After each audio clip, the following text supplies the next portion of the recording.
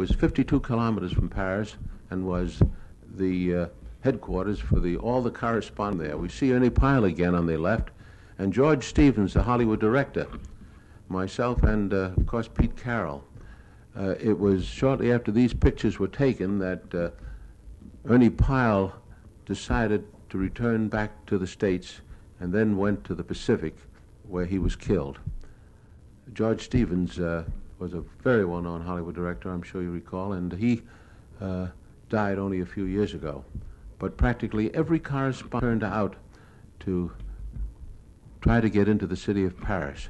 But we found, as I said, permission to the 2nd French Armored Division to take the city of Paris, because the important thing was to destroy the enemy, and they didn't consider Paris as a target.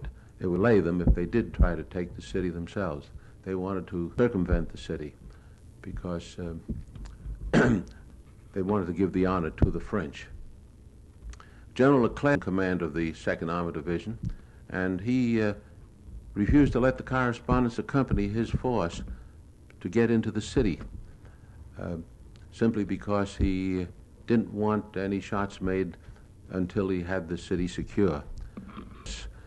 It was a city of great beauty, and people turned out. And these are some of the shots taken on the first day of liberation.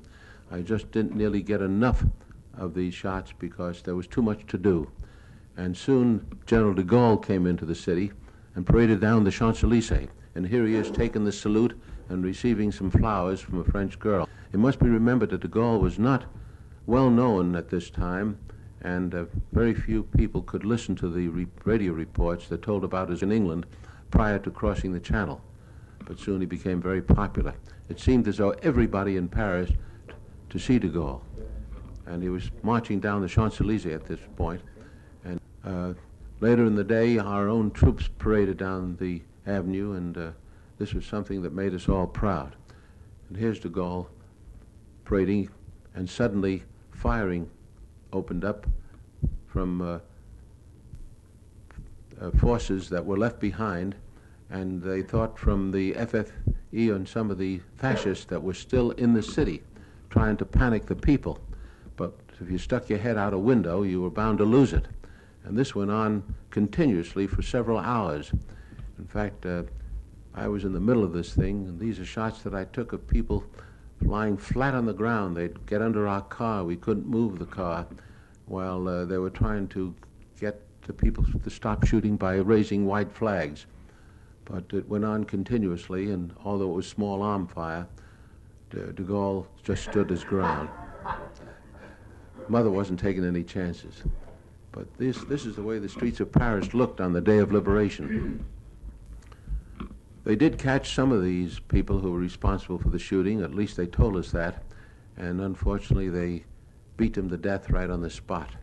It was a rather ugly sight to see, but of nerves. Some of the buildings still contained Germans that were at headquarter points. These are some shots made late in the day of the American troops marching through the streets of the city on the way to the front lines. Wherever we stopped,